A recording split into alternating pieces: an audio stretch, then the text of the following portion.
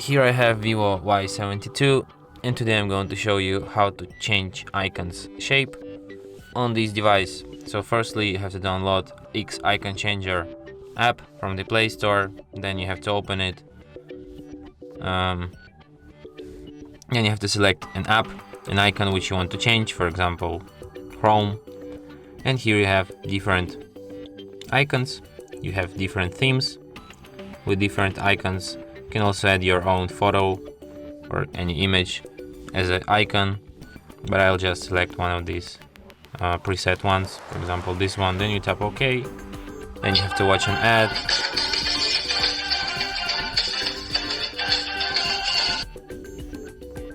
Okay, and then tap Add automatically, and now you have this new icon with Google Chrome, and as you can see it opens normally Google Chrome here. So yeah, and that's it. Thanks for watching. If you find this tutorial useful, don't forget to hit that like button and subscribe to our channel.